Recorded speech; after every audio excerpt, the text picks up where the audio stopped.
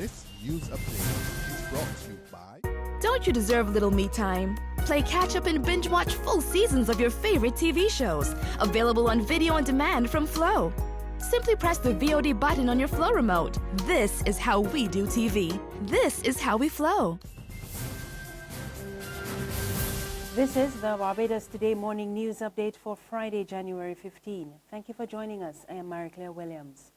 Our top story: one day after reporting she was on the mend following recent life-saving surgery, Christchurch West MP Dr. Maria Agard has suffered a medical setback. She confirmed to Barbados Today last evening that she had been readmitted to the Queen Elizabeth Hospital, where she underwent surgery last week for an undisclosed medical condition. Dr. Agard's illness has already forced her out of the national spotlight and away from her constituency since the start of the year. The Barbados Workers' Union will meet with employees of Massy home stores and supermarkets on Sunday to update them on talks with the company regarding pending layoffs. Previous meetings were held between the union and Massy home stores between October and December last year. And we will be bringing those workers up to date. Those who have volunteered to go, we will discuss with them how their conditions for separation will be worked out. Those who are staying, they will also be given the opportunity to discuss with us how we have worked out the formulation for separation, and we will also be able to explain how we were able to get the numbers maintained at a level higher than what was originally determined. I don't wish to pinpoint the figure, but I would wish to say that we have been able to have discussions regarding the retention of more than half of those who were already signaled by the company as persons who might have to separate. Consultant to the BWU, Sir Roy Trotman, says while there will still be layoffs at the Massy Group of Companies, there will not be as many as the 176 workers previously expected. We have been able, as a trade union, to have discussions with management. Management has been very responsive to the needs and concerns that the Barbadian public would have to retaining as many jobs as are possible, particularly during this part of the economic crisis, when we are endeavoring to get out from under, but we will still be strangled with the problem of additional losses in jobs, and then losses in the quality and the payment levels of jobs. And so that was a discussion that went on for a while, and I'm pleased to say that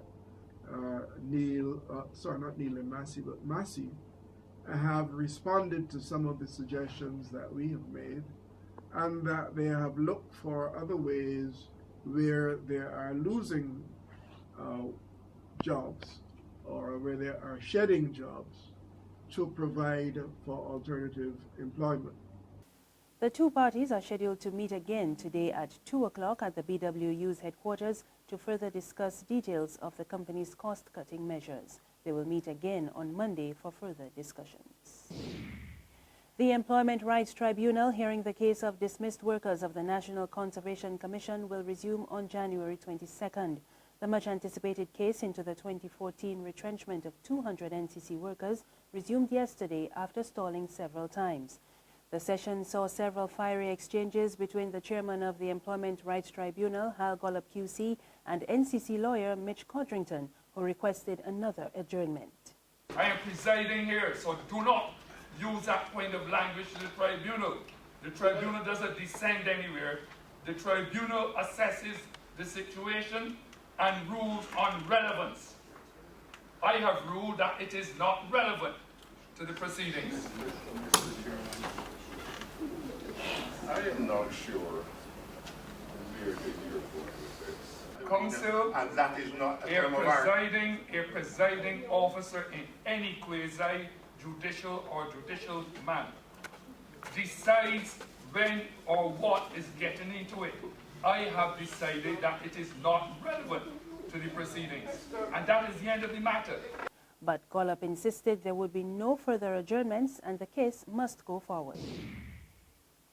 Shadow Education Minister Edmund Hinkson wants government to explain why Barbadian students at the Mona campus of the University of the West Indies have not received promised bursaries. In a statement issued yesterday afternoon, Hinkson charged that failure to provide the funds had created much uncertainty for the students.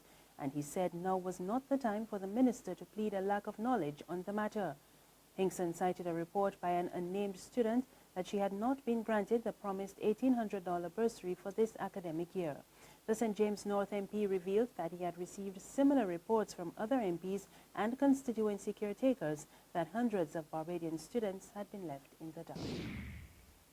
The hotel industry has been feeling the effects of the ongoing water shortage, and Chief Executive Officer of the Barbados Hotel and Tourism Association, Sue Springer, says properties along the west and north coasts have been hard hit. The problem prompted government to announce a remedial plan on Wednesday in the face of worsening drought conditions. It includes the launch of the St. Philip Water Augmentation Project, the addition of 8 water tankers to the current fleet of the Barbados Water Authority, and the installation of 2 package desalination plants.